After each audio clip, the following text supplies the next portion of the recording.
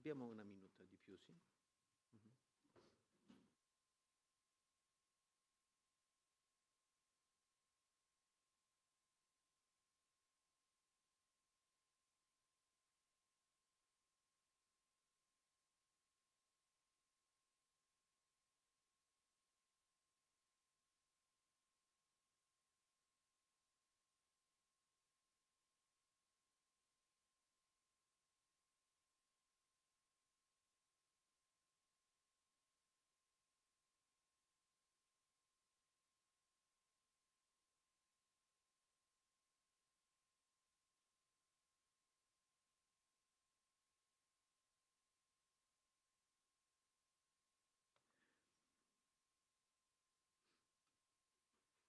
Good afternoon. Greetings to everyone with us. On behalf of the Pontifical University of St. Thomas Aquinas, I would like to welcome you at another lecture of the JP2 Lectures series this academic year. The series is organized by St. John Paul II Institute of Culture, which is part of our Faculty of Philosophy here at the Angelicum.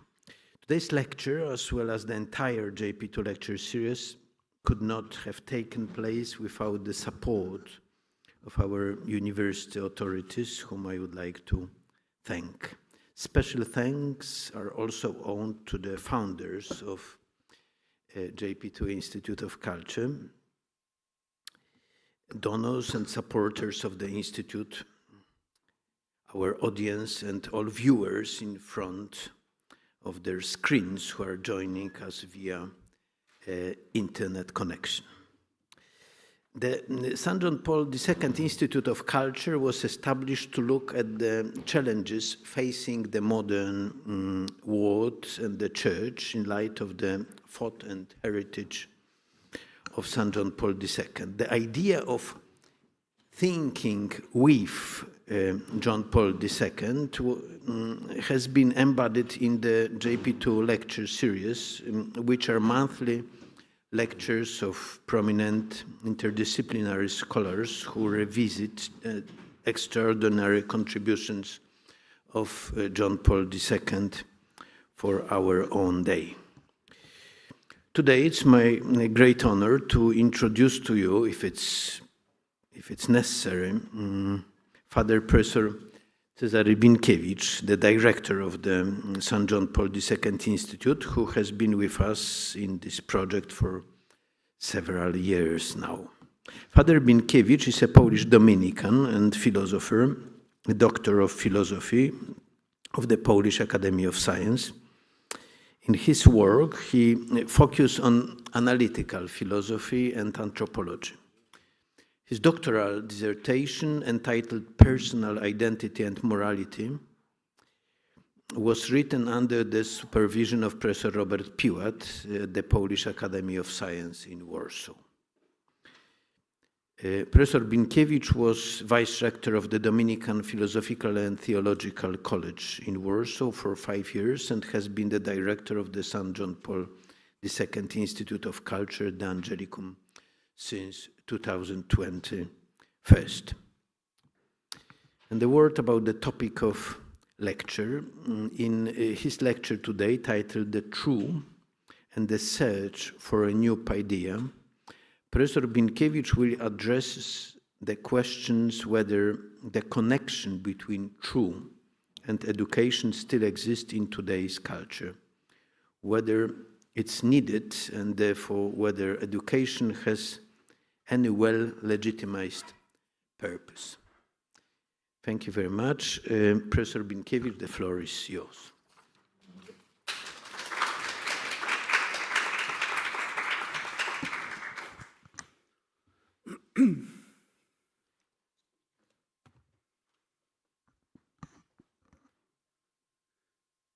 Quem die oderunt pedagogum fecerunt, whom the gods hated, they made them pedagogus, says the Latin proverb.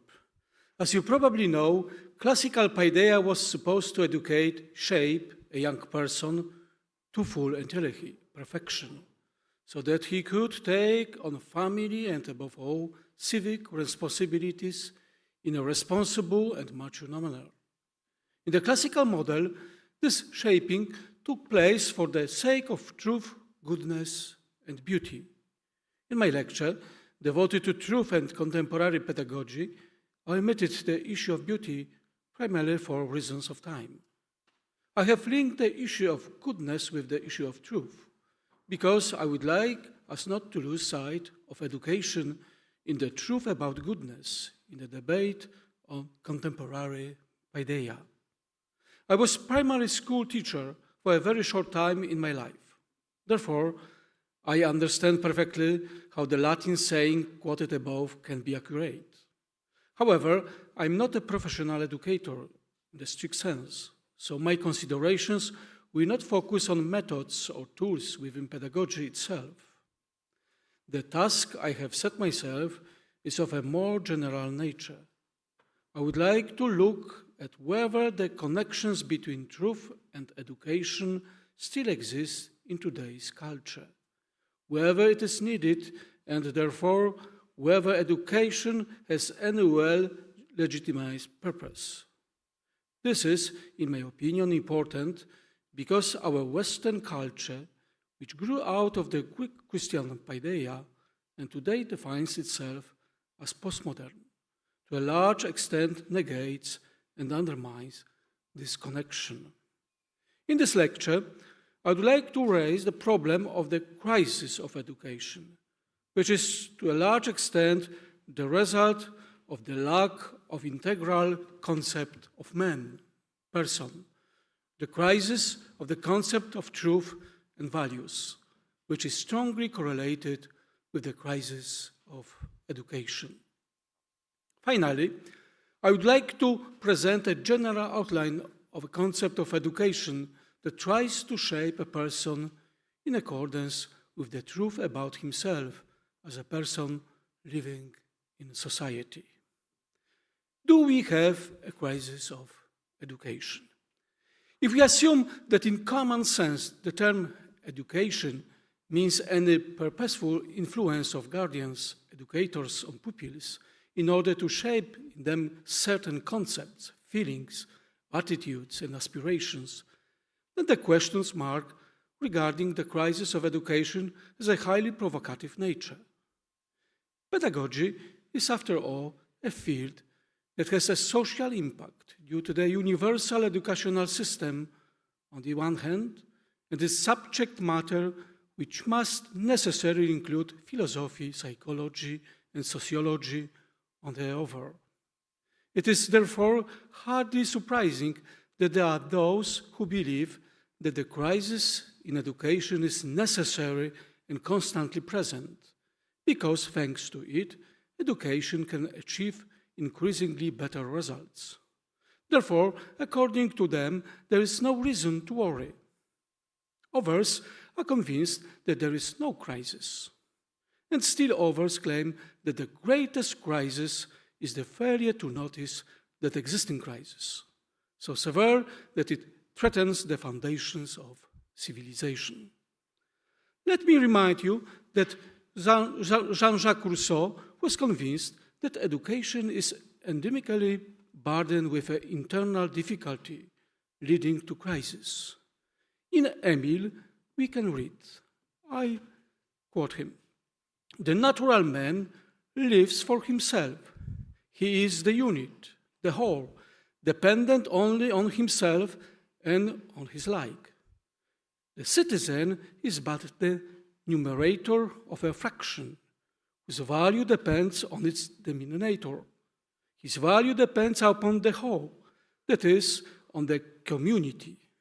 Good social institutions are those best fitted to make a man unnatural, to exchange his independence for dependence, to merge the unit in the group, so that he no longer regards himself as one, but as a part of the whole, and is only conscious of the common life." End of quotation.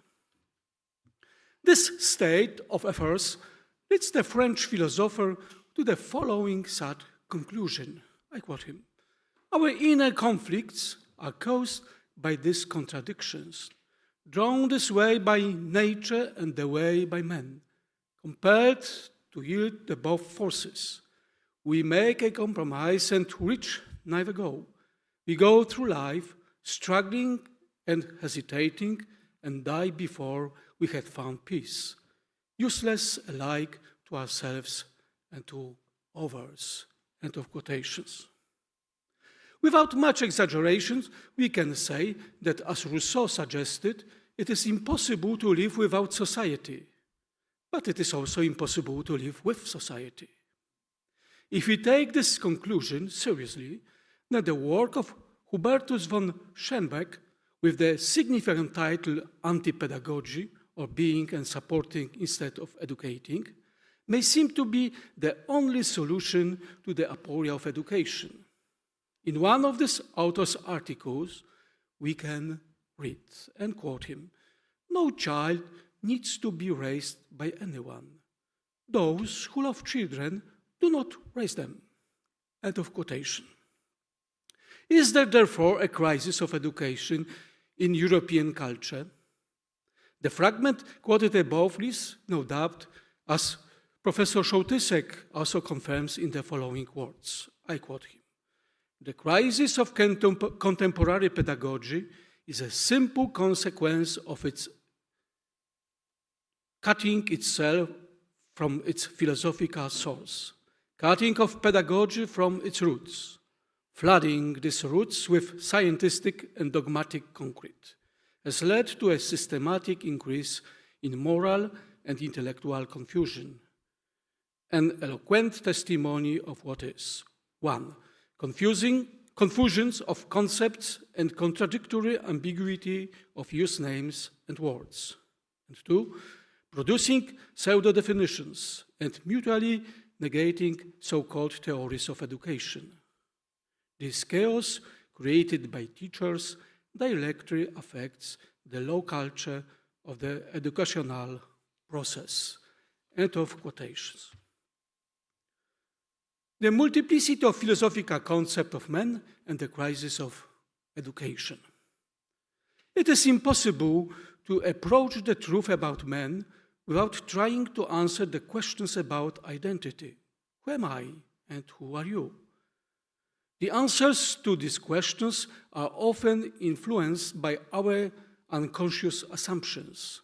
The person who believes that human life is slightly less than the life of angels and is convinced that it is possible to live after death has a completely different concept of man than the person who claims that human life is only a special variety of animal life. The bidding war between the vision of man as a bunch of genes existing without purpose and the vision of man as a creature that is the fruit of God's love is a modern version of an age-old philosophical debate. Is man merely shaped by unconscious physical forces, or it is part of his nature to constantly exceed his own limitations? We live in a time when the more we emphasize our freedom and independence, the more we try to avoid responsibility by pointing out that the real perceptors of our life events are social and psychological forces. Many philosophical trends in the last century have taught us that we cannot know our own nature. The result of such an education can be nihilism. Since I do not know who I am, knowledge of man person can be illusory. The question of human nature is important not only for the individual, but also for society. To what extent do we need interpersonal bonds? Is our life even possible without them? To what extent does society temper, perhaps even destroy? And to what extent does it develop my inner inclinations? It is impossible to talk sensible about ethics, create rational laws, educational systems, or build efficiently functioning states without giving some specific answer to the questions about human nature. It seems natural to believe that man is an entity that functions both in the space of mental and physical events. However, many thinkers find it problematic to explain such functioning. The question of the relationship between the mental and the physical is for many philosophers one of the most important problems that contemporary philosophy must face. For Thomas Nagel, for example, finding the right answer to this question, it is possible at all is of such fundamental importance that it could completely change our concept of the universe. Difficulties also arise from the fact that man is the object of various specific sciences. I quote him, "The problem before us is how to preserve or restore a concept of man that would do justice to his humanity and, most importantly, recognize the unity of the human person in the face of the dispersion of data, facts, and discoveries constantly provided by a thoroughly compartmentalized science." End of quotation. With these words, Viktor Frankl began his lecture at a conference of doctors in Austria in 1968. These are words that have not lost their relevance today. The diversity and richness of specific sciences can, on the one hand, lead to the discovery of a fuller knowledge of who a human is. But on the other hand, it also carries the danger of losing the harmonious unity of these different aspects. Attempts to find the right answer to the question, who is a human being, is a real dispute taking place before our eyes. Without going into intricate details, and at the same time applying a slight simplification, we can say that theories that try to answer the question, what is the nature of man, are located on both sides of the demarcation line, which is determined by the relationship to the absolute, consequently by reference to truth and values. We see this most clearly by relating the philosophies of Pascal and Sartre to each other. Pascal's anthropology flows from absolute and is fulfilled in the absolute. In the case of Sartre, the total negation of any dimension of the absolute leads to an absurdity, in relation to which the search for the so-called nature of man is also absurd. As a society, we live in a cultural space that is today called postmodernity, for which the utilitarian nature of phenomena seems to be fundamental. In the description of the world, including man, it is not essential to capture objective truth. Any description is good to the extent that it is useful. In a sense, the manner of description determines nature. There is no false description, just different purposes. If every description is equivalent, then every concept of man is equally valid and legitimate. The difference that is supposed to be factual is abolished. And at the same time, one of the basic tasks of philosophy, which is determine and describe differences, loses its fundamental meaning. I'm deeply convinced that postmodernism, by blurring the boundaries between truth and falsehood, and good and evil, is the main cause of chaos and difficulties that arise when trying to define an adequate concept of man. Bocheński writes about the resulting threat as follows, I quote him, "Humanity, perhaps more so today than in other eras, blindly submits to savage instincts. Knowledge, reason are now threatened as they were rarely before. And along with them, what is simply human is also threatened, perhaps even the very existence of man." End of quotation. In order to find an adequate description of human being, person, one cannot ignore the fact that people's lives are inextricably linked to the activities in which they try to find the meaning of their existence. No one can find this meaning within themselves. They must, as it were, go beyond themselves to respond to everything, the world, other people, values, etc., that in some way turns towards them. To meet this requirement, the world to which people turn cannot be chaotic. It does not have to be perfect, but it should present and enable the realization of certain values.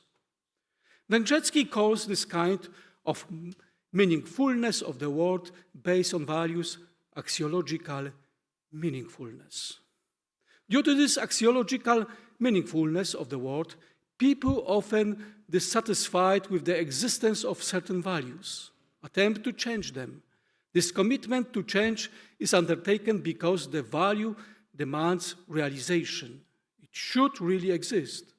Even when it is already realized, there is still an obligation to implement it. Our intuition suggests that it is in the moral life that we have the primary experience of persons through discovering right and wrong relationship between people. It is not for nothing that the deepest reflections on the human person are revealed in moral reflection. Among many values, it is primarily moral values that have huge impact on the construction of a personal subject. Ingarden is convinced that, for example, nobility, which is associated with the realization of a good moral life, influences the structure of existence itself and entails a certain internal unification of men.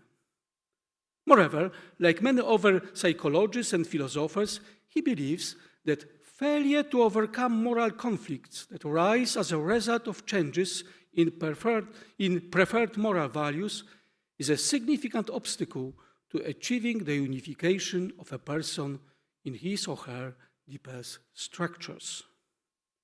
Being a person is not just about achieving some goals, but about achieving them decently within a certain horizon of good. Charles Taylor writes about it in the following way. I quote him: "Self-awareness is the awareness of one's own attitude towards norms, and the choice that is unique to a human being is one that is made with knowledge of these norms." End of quotations. The success achieved in the natural sciences, thanks to objectifying methods, rejecting anthropocentric properties, gave reason to apply similar methods in the analysis of man himself. In order to achieve this goal, anthropological objectivity, it is necessary to marginalize the importance of the concept of meaning, because only it is a guarantee that something else counts in an authentic and not derivative way. It does not seem that we can explain in an absolutist way, omitting the subject himself and his sensitivity to norms. Such concepts as shame, pride, guilt, or moral good, which seems to have no proper justification without reference to the objective nature of man. Taylor emphasizes that even in the naturalistic view of man, there is a desire to place oneself in the world in such a way as to determine what is really important. Consciously or not, these concepts confirm that striving for what is more than human is a fundamental part of human life, and appears even where it should not appear pragmatically. One thing is obvious. Either we can look at our lives with the hope of the continuation after their death, or we cannot. We can either see ourselves as being able to free ourselves from the constraints of time and place, or not. We can see ourselves as bound by forces completely beyond our control, society, etc., or as those who are able to cope with these forces. We certainly cannot escape from making a choice. How we will live our lives depends only on this choice. It also seems that truth is at the basis of all searches, because without distinguishing between what is true and what is false, all searches seem to lose their meaning.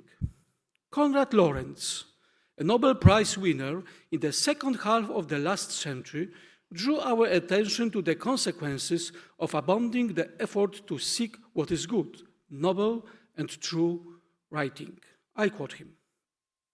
Most of the spiritual diseases and disturbances that call into question the continued existence of our culture concern the ethical and moral behavior of men.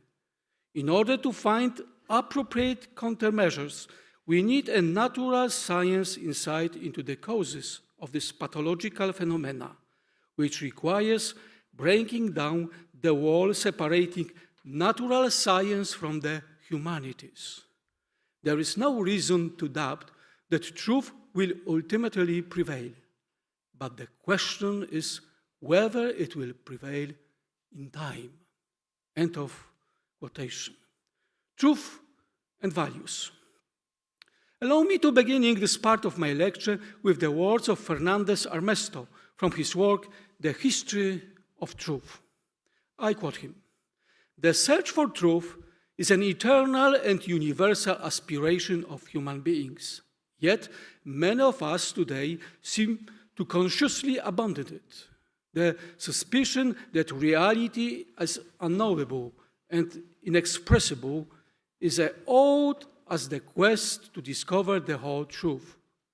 But perhaps never has it been as widely heard, as influential, and as dangerous to the very concept of truth as it is in our times. Against the background of the history of the search for truth, the current indifference seems an unexpected, unusual, and dangerous novelty. Such a search undertaken with deep convictions has always been a source of inspiration and a stimulus to action. Thanks to it, progress was made and civilizations developed. By abandoning them, we are not sure whether we will go even a step further or whether we will survive as a species at all. End of quotations. Perhaps the crisis at the turn of the century is a special property of European culture, because about 100 years ago, Edmund Husserl, in Logical Investigations, argued that there is nothing more wrong than building a theory that implicitly or explicitly denies the possibility of its evaluation in terms of truth. Postmodernism renounces such a possibility of evaluation, believing that the very concept of truth is unnecessary. I think that Krystyna Wilkoszewska sums up this approach to truth very aptly. I quote her. But what if absolute truth came? With it would come the end of everything, history, movement, life. For truth conceals within itself the rigidity of death. The connections between truth and death is revealed in the apocalyptic vision. It is not about revelation through destruction, but about truth, that is, destruction. The longing for truth is the desire for annihilation. End of quotation. Please see that from this perspective, any effort to make the pupil become a good person in himself or herself and good member of society is illusory. If anyone wants to shape people towards goodness, they must be convinced that this goodness is real. In other words, true. Already Aristotle understood goodness as a goal of specific aspirations, because it is the object of will. However, if this does not follow an adequate recognition of this good, it may pursue fictitious goals, but also goals that bring measurable evil. The truth, therefore, guards this good. Good, as St. Thomas Aquinas said, cannot be reduced to truth, but the natural striving for the truth about a given being is at the same time a striving for the truth about the good. A political dispute, A scientific congress, or finally the construction of educational theories, and the entire creative mental effort makes sense only to the extent that it brings us closer to the truth. In the case of naturalists, to the truth about the world. In the case of educators, to the truth about the good of the pupils. Joseph Tischner writes in his volume devoted to thinking according to values as follows. I quote him. Within thinking, there is not only preferential rebellion. You have to let them be. You have to enter into a dialogue with them. Ask them what they think. Look for an answer when they ask a question. End of quotation. Truth as a value. I do not wish to discuss here the various conceptions of truth, from the classical to the deflationary. Personally, I am a supporter of the adequacy theory of truth, according to which we recognize a judgment as true when it's consistent with the existing state of affairs to which the judgment refers. If I say that the chemical substance called water is a compound of hydrogen and oxygen atoms, and in fact it is, then my statement is true. Truth, understood in this way, carries a certain value that is not only cognitive in nature. It allows us to hope that even if we do not always gain exhaustive access to a specific reality, it creates a common foundation of meaning. This common worldview is necessary. Otherwise, in every attempt to understand the other, we would destroy the meaning of our reading of what other says. In other words, I know how my adversary differs only when we have a common reference. This common reference is never really commented on because it is trivial. But without it, there can be no argument. We see, therefore, that even a dispute is not possible without a far-reaching reciprocity. Objective error can occur, according to Davidson, only in the setting of beliefs that are largely true. He himself writes about this as follows. I quote him. Consent does not produce truth, but much of what we agree to must be true. If any of what we agree, this is false. End of quotations.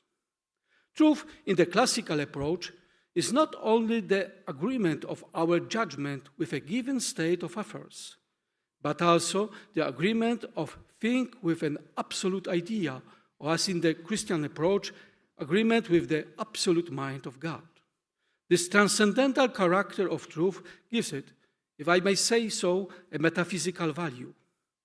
The belief that we can make true judgments about the reality around us is only possible because the people and things among whom we are can be summarized in specific laws and are in cause and effect relationship with each other. They are not chaotic, and as Heraclitus would have it, they are not so changeable that it is impossible to formulate adequate judgments about them. This truthfulness, not of judgment, but of being itself, which is true, has its own nature, thanks to absolute reference, is the condition of truth in the epistemological sense. This metaphysical dimension of truth is also reflected in our everyday language. Fortunately, we still sometimes say about this or that person, this is true friend, or here assurances, please don't worry, this is real gold. Transcendental truth, as Thomists are convinced, does not come only from the formal agreement of the world with God's infinite intellect, but from the agreement of the world and our mind with his whole essence, that is, from agreement with his other attributes, and in particular from agreement with his goodness. God, because he is good, created the world as a regular structure to enable finite beings to live and act in it. Our knowledge is therefore not only possible because being is true in the sense of being in agreement with the ideas in the mind of being with infinite intellect, but our knowledge is also possible because being is true in the sense of being in agreement with the infinite mind of a being who is good. Categorical truth, that is the correspondence between the intellect and the thing, can be realized only where transcendental truth exists. In all other situations, epistemic presence in the world of all kinds of finite beings is exposed to chance and to possibility of radical skeptical hypothesis. Both of these things, that chance and the possibility of a universal illusion, nullify any claim to truth and knowledge. Truth, in the transcendental sense, is an ontological value, immanently present in reality itself. Therefore, reality is not constructed by discovered on the basis of this true. The world is not and does not have to be submissive in all our sic jubeo, and perhaps the necessity of recognizing this fact is the greatest challenge to our reason. John Searle, an American philosopher and defender of realism, writes about it. I quote him. I have to confess, however, that I think there is a much deeper reason for the persistent appeal of all forms of anti-realism. And this has become obvious in the 20th century. It satisfies a basic urge to power. It just seems too disgusting somehow that we should have to be at the mercy of the real world. It seems too awful that our representations should have to be answerable to anything but us. This is why people who hold contemporary versions of anti-realism and reject the correspondence theory of truth typically sneer at the opposing view. End of quotation. Truth, being a value in itself, also carries with it its moral responsibility. It does not allow one to withdraw from what has been accepted by conscience as a good and decent.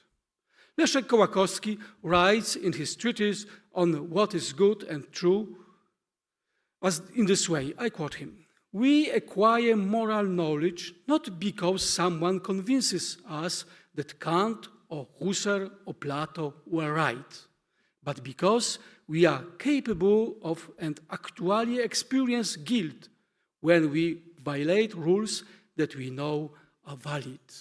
End of quotation. It is trivial to say that human actions can be subject to moral evaluation only when it is free. However, one cannot be free outside the truth. My actions cannot be good unless they realize the real true good. Conscience is also subject to this duty of looking to the good. Pope John Paul II writes in the encyclical in this way, I quote him, "Instead, there is a tendency to grant to the individual conscience the prerogative of independently determining the criteria of good and evil and then acting accordingly. Such an outlook is quite congenial to an individualist ethic, wherein each individual is faced with his own truth, different from the truth of others. Taken to its extreme consequences, this individualism leads to a denial of the very idea of human nature." End of quotation. Unable to reach the truth about good and evil, none of our actions could be subject to any moral specification.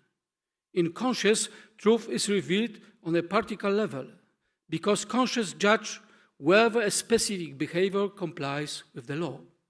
Thanks to this reference to the fundamental truth about good and evil, the practical judgment of conscience imposes on man the obligation to perform a specific act and reveals the bond connecting freedom with truth. This judgment is not always correct, but it is bad when our conscience is wrong due to a lack of commitment to the search for truth, because it is the source of the dignity of consciousness. The revelation of truth in its transcendental dimension also reveals its inseparable bond with goodness. Truth is not only aletheia, unconcealment, but also emet, fidelity, constancy, reliability. Where there is emet, trust is possible. In this character of its truth fulfills a twofold function. On the one hand, it puts an end to uncertainty and the infinity of searches, assumptions, and suspicions, so that the place of these unstable states can be taken by the formed, strengthened in itself evidence in the revealed state of things. On the other hand, it is the end of our uncertainty. It is a bad infinity of fertile opportunities in situations. From the present truth grows, as from a seed, 1,000 conclusions and 1,000 new knowledges. Truth never confines the knowing subject within itself. It is always an opening, not only towards itself and within itself, but towards further truth. It discovers existence and thus also the relationship occurring with it. It opens up a view into areas not yet known, but it contains within itself a movement towards further truth. Education based on truth and values. If in the process of education, the objective nature of values and truth is taken into account, first of all, in relation to human nature, and it is not forgotten that the pupil is a person among other people, and in the world of specific goods and values, then the tension or even contradictions about which Rousseau wrote does not have to be so sharp.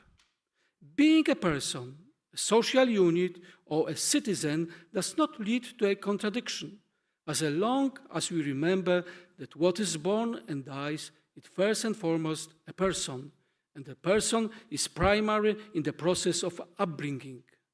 The first task of an educator, in my opinion, is to direct the educational process in such a way that a young person is able to notice and bring out what is most important in him as a human being from the perspective of moral good, expressed in the fundamental principle, do good, avoid evil. Chauticé calls this basic level of education personal education, and education consists in bringing out what is hidden in a young person. At the same time, it is impossible to extract this good outside of the social context. As Schmemann emphasizes, persons are given through a specific act of recognition.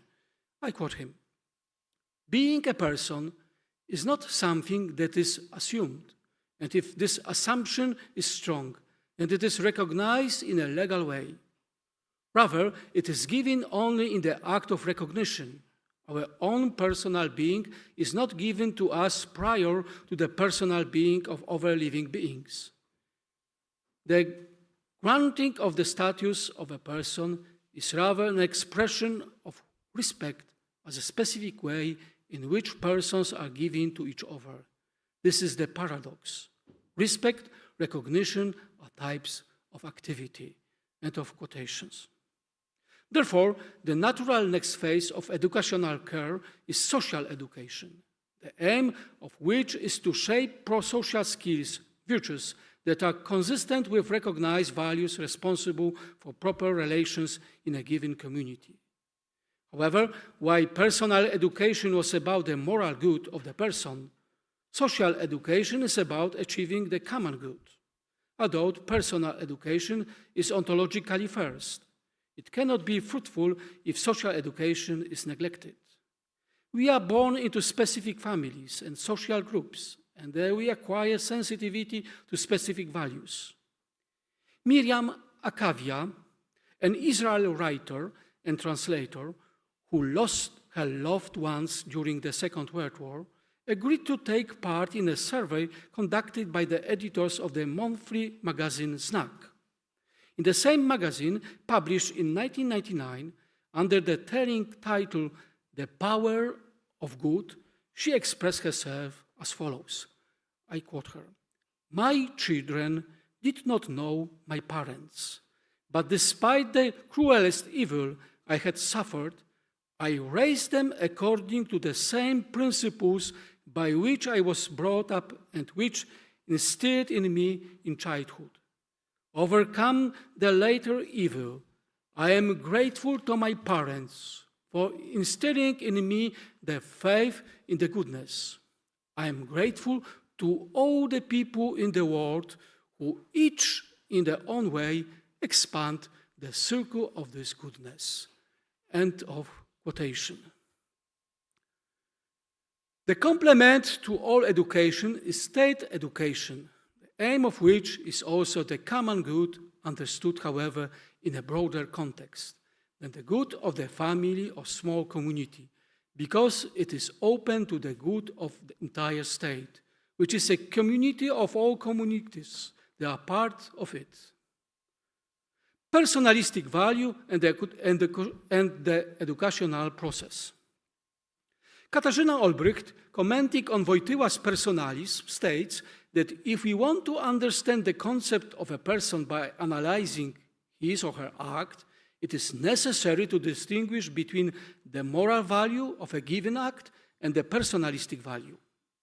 Moral value is the value of a specific action with regard to its external and internal consequences. A personalistic value is a value that is created by the fulfillment of a personal act, and thus by the fulfillment of a person in the act. Consent to this value protects everyone, not only the pupil, from the impositions of even the highest values by force. Everyone, as St. Thomas Aquinas said, has the right to make mistakes and the right to freely seek the truth. Recognizing the person as a primary means that the educational process, in order to be effective and good, must respect the fact that the education of man is the education of a person, in which personalistic value is of fundamental importance. Following Olbrycht's solutions, I would like to outline the basic task that should be taken into account by anyone who wants to educate pupils. 1. The educator should give students the opportunity to get to know the concept of man as a person who achieves his perfection by realizing the truth about goodness. Such knowledge also enables the formation of interpersonal relationships that support personal development through respect for other people, cooperation, friendship, and love. 2. Strengthening the awareness that every person is entitled to inalienable and unconditional dignity, resulting from the fact that a human person is a physical, sociological, spiritual being. Such a consolidated identity means that a person can build goodness within themselves, with every actions, and it also enables a better understanding of themselves and others by referring to everything that constitutes cultural identity. 3. Awareness and recognition of the existence of an objective hierarchy of values entails the necessity of character formation, which is achieved by exercising the will in such a way that it quickly and easily adheres to good and oppresses evil. The proper formation of the will is achieved, as Aristotle already knew, by acquiring 4 basic virtues: fortitude, prudence, temperance, and justice. 4. Another important element is the education of feelings by subjecting them to intellectual control. Feelings in themselves are neither good nor bad morally. Our behavior under their influence already has such an evaluation. The ability to cope with negative emotions is extremely important. 5. Awakening the need and teaching contemplation. This cannot be achieved without practicing from an early age the ability to stay in silence, concentrate and focus on a selected object in order to satisfy needs that are not only pragmatic. Delight, admiration, and wonder are some of the fruits of such acquired skills. 6. A task that cannot be omitted is the education of conscience, which as an internal moral norm decides about good and evil and also constitutes an impulse to undertake or refrain from actions. A well-formed conscience is the basis for responsible action. And 7, shaping attitudes towards others and their groups treated in a personal way. Although trivial, it must be said emphatically, because often the most basic truths are lost in detailed searches, that only those who are able to treat others personally are those who constantly experience such treatment themselves. Conclusion. Ladies and gentlemen, I am aware of the discussed issues in pedagogy and disputes about which solutions are the most suitable and appropriate. However, I am also deeply convinced that reducing the concept of truth and the world of values only to the utilitarian level ultimately makes an integral educational process impossible, which, if it is understood as achieving full self-ownership, one of the definitions of person, is a lifelong process and at a certain level turns into self-education. If a person is primary, then he or she is an irreducible value and, as Kant says, is an end in itself. No educator should forget about this. Otherwise, the educational process will be reduced to manipulation and forcing specific behaviors and beliefs.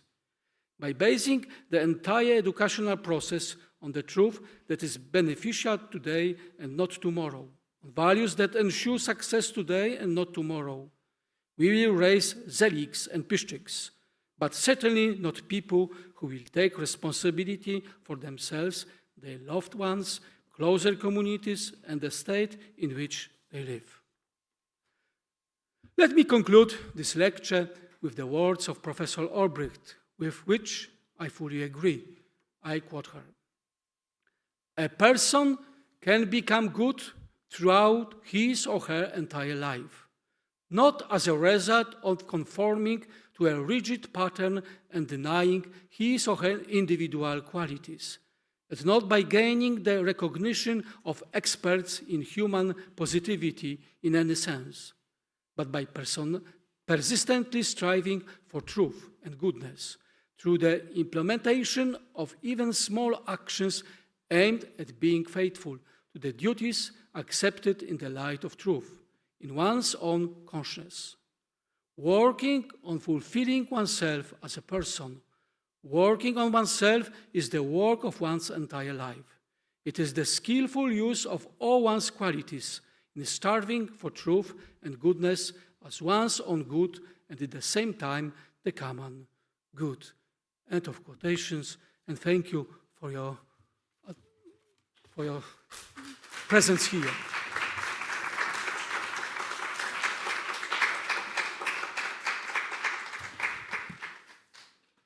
Thank you, Professor, for your most interesting lecture. I would like to open a session of questions now. If you have any question to Professor, you are welcome. I see a hand. Okay, thank you, Professor. Thank you, Father, for this various lecture. My question is about the education process, because as we agree with the point that it's based on the relationship. So maybe our contemporary crisis is only like the fact about the universities. It's not the universitas, it's not like a community.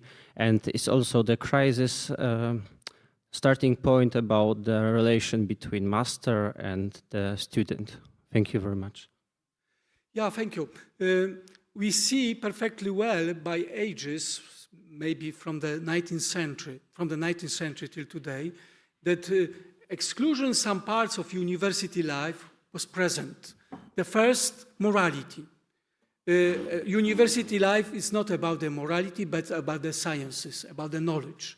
So we expel morality from the university life.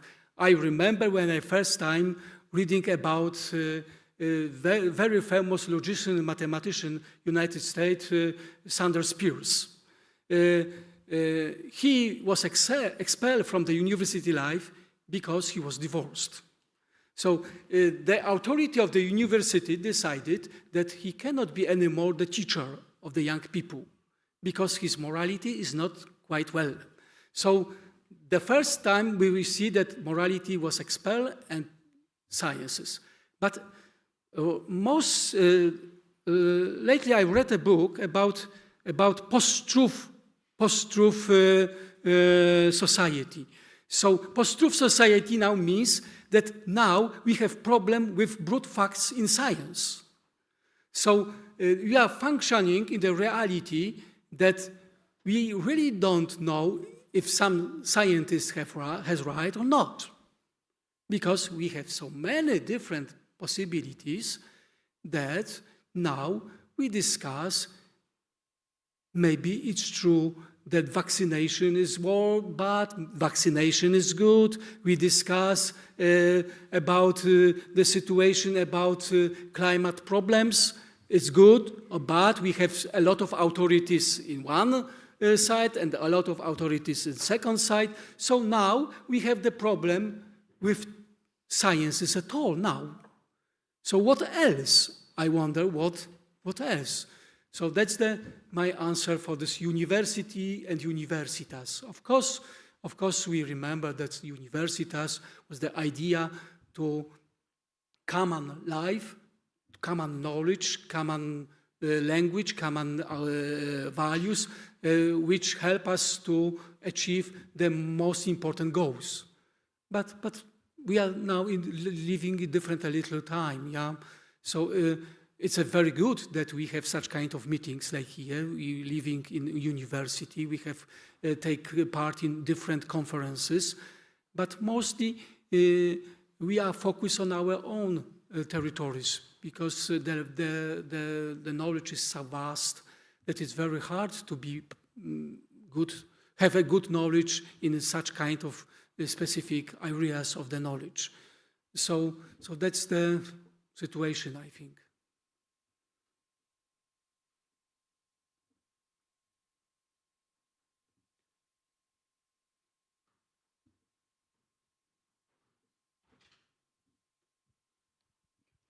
Thank you very much, Professor. That has stimulated some thinking. May I ask two interrelated questions? Yeah. I think the first is you mentioned the correspondence theory of truth. You could also add the coherence theory of truth. But my question is, what is the relationship of this to the transcendentalist view, to the Thomistic view? How is the correspondence and coherence theory of truth relate to transcendental truth? In other words, what is the relationship of truth to revelation? Oh, yeah. Thank you. Sorry, shall I ask both questions together or one by one? Maybe first one. I try to answer for this first one. Thank you. So you know, coherent truth I count as some kind of criterion of the truth. Yeah. So without this correspondence, a coherent criterion of truth can be misleading. Yeah, because we can have a coherent fairy tale. So without this reference to the adequacy theory of truth, we cannot build good coherent criterion. And what is the Thomistic? I said that we cannot use this theory-knowledge truth without this metaphysical truth, with this truth which is represented by God Himself, because He is the ground for any kind of epistemological truth. Because without it, skeptical way is totally open. And I think that really we are living in such kind of times. Because the reference to the God was lost, and now we are living in this post-truth area, because each position is valid in the same way. So skeptical road is totally open in today's time, according to me. Even in the sciences,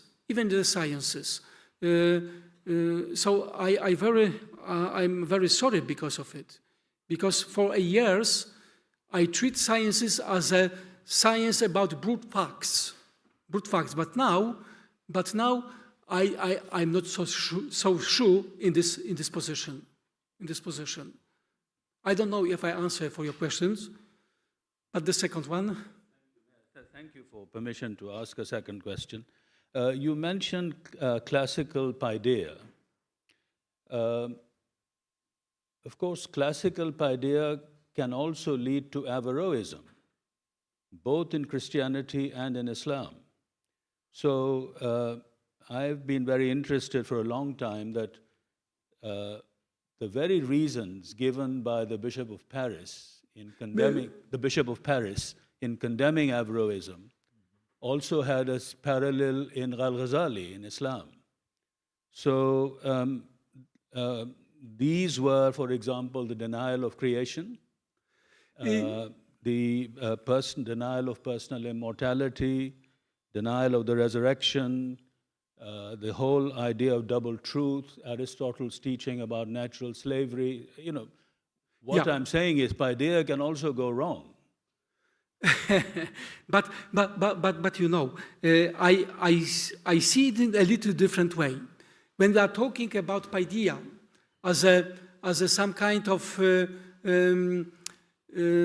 building of the humanity by this truth, good, and beauty, so I treat these three concepts as transcendental ideas, like St. Thomas Aquinas treated them. Yeah? So that's the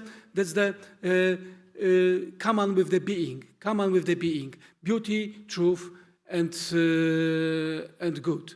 Yeah. So in this way, if we can recognize this transcendental feature of these concepts, so we can recognize that this building could go in the proper way. If that's true is express the truth about God, that good express the good about God, and beauty express the beauty of God. So I see in this way, because I agree with you that in ancient time, Aristotle maintained that slavery is a natural, and this Averroian situation, But I try to concentrate my focus on this transcendental feature of these three concepts.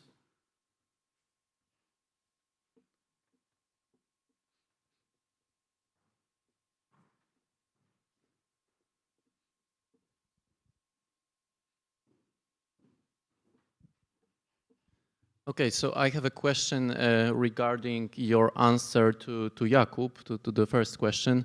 So is it really so that today's disagreements about truth in the areas you mentioned, so climate change, vaccinations, is it really something so much different than what has been happening in the last centuries? So if we take, I don't know, heliocentric theory, if we take evolution, are the debates which were there in the sciences really kind of different from the ones that we have today? What do you think?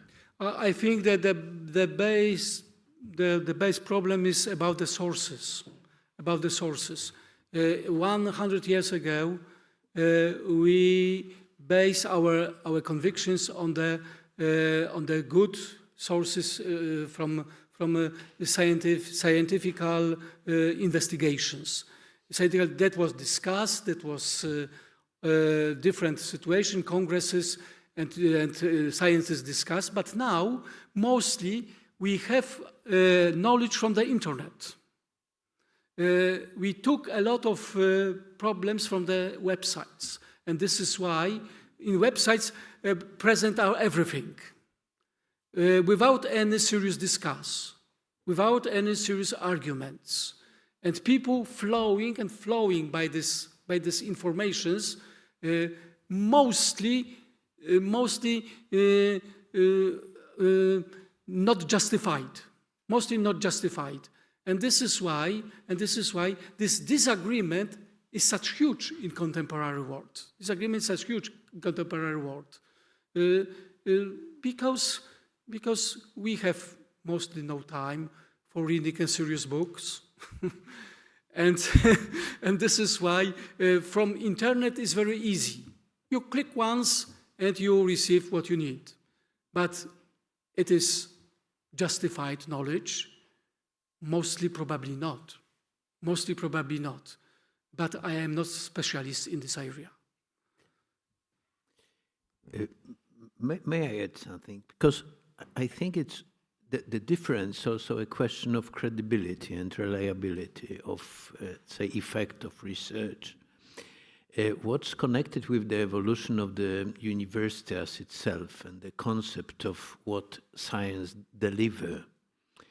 Clark Kerr, the famous first rector of Harvard University, defined university as a kind of factory which deliver knowledge as a product to those who pay for research. So university it is a kind of a service institution which has two kinds of client. One, it's students, and the second are the companies who owe the research. There is nothing like, say, ambitious of create a community.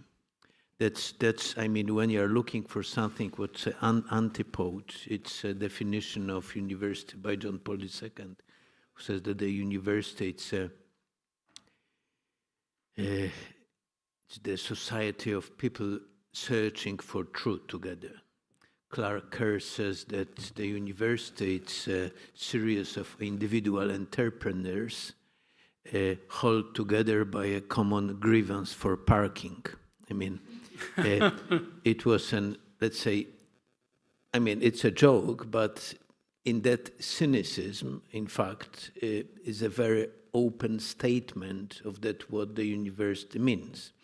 And the problem is that when you exclude a criteria of truth, you can't really find a real,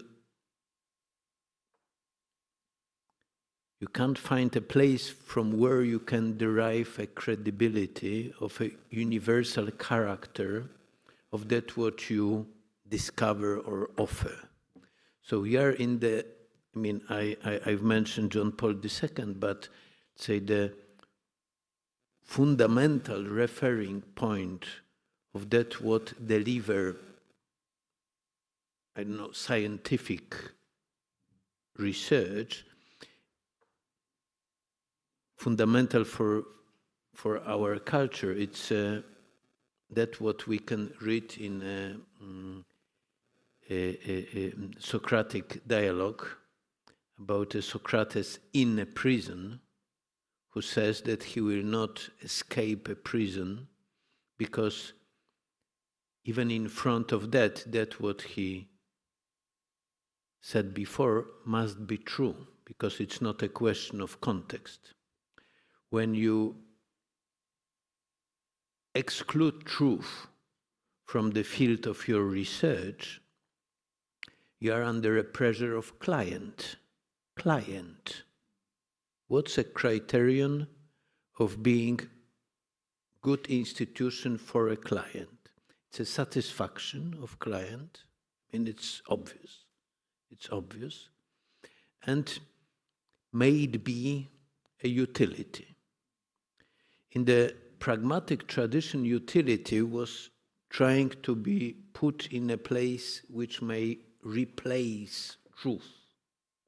But the problem with utility is that when you read James, he's thinking that we may create a utility as a universal criterion.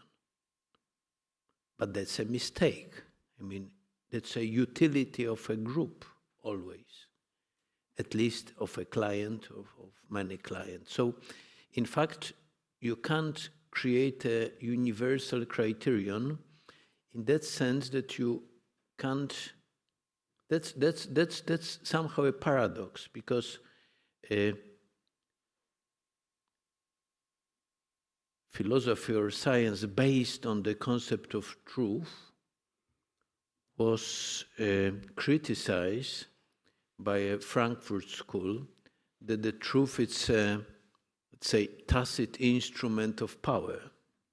And in that place, we receive the utility, which is an open instrument of political and financial power, open one. I mean, instead of something which was, I mean, how the school, how the Frankfurters fought, instead of tacit instrument or unclear, we have an open cynicism. I mean, so that I would say it's the biggest difference between controversies around, for example, the climate or anthropological input in climate changes and Darwin theory. Although scientists insist that, of course, from the point of view of scientific criteria, nothing happened, but there is no reason, that's not serious reason to believe on that. That's a problem now. So when we heard many times complaining of the scientific spheres that there is a big crisis of a credibility of science, I would say that it's a kind of the auto-aggression of Clark Kerr-like university effect. Thank you very much.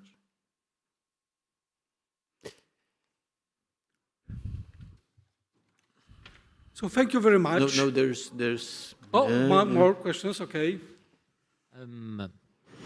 I was just wondering, since we kind of swayed off so far from the truth, you know, and everyone is a little bit confused, you know, and with pluralism and relativism and skepticism and nihilism, as you said.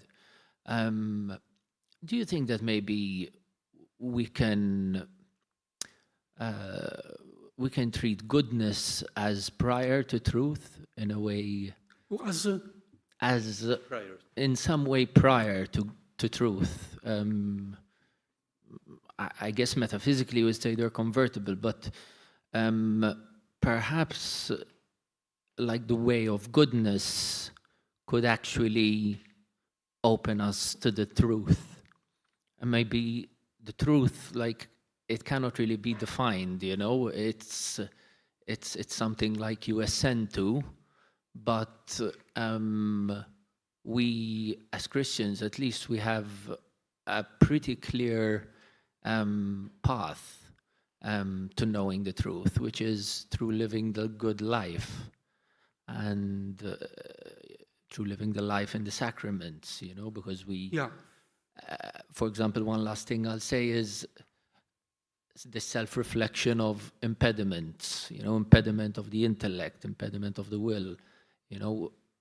I kind of, unless I'm misinterpreting Aquinas, I would say that if you reason properly, then you know the truth. If there are impediments to your intellect or to your will, then you will act not according to the good or not according to the truth. So I was just wondering, like, if we flip it around, you know, instead of talking about truth so much, we start to talk about living the good life, truth will follow. Yeah, but I think we don't have to disconnect these two concepts. Because, as I said, if we treat truth and good as a transcendental concepts, so if you're searching for truth, you're searching also for good. If you're searching for good, you're searching also for truth.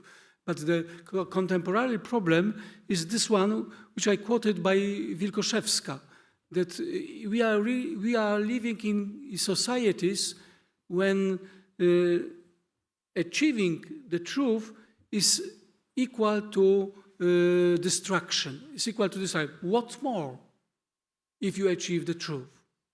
If you find the truth? So nothing more. Nothing more happens. So this is why, it's some kind of internal human disconnections with the truth, because we need every day a little more. But Balthasar, I close his idea a little in my text also, says that each truth doesn't close us, open us for more. If you find one of the true, you are searching for more, because you know that stopped, and in the same way open for something more. And the same with the good. The same is the good. Yeah. If you find some kind of good, you are starting for looking some more goods. Yeah. So if we treat truth and good as a transcendental concept, as a base for our life, so we don't have to disconnect them. Conceptually, we do it because truth is different than good. But from the transcendental point of view, they are exchangeable. They are exchangeable. And this is why, in this way, our life can be beautiful. To the third transcendental concept. Yeah. When we're searching for truth and good, our life becomes beautiful life.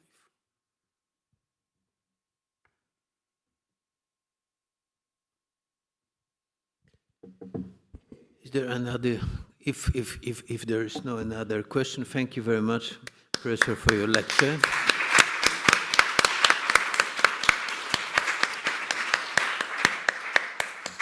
Let me share the information.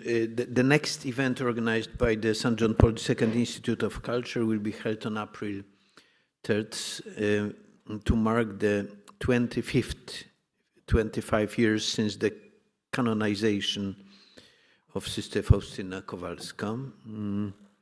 We'll be discussing the mystery of divine mercy in a theological approach and looking for places in the world today which are in special need of works of mercy. So we'll try to consider theology of mercy and the practice of mercy at the same time. So that's a part of answer on true and good together. Please save the date and be sure to join us there. Thank you very much again for you and for all the participants.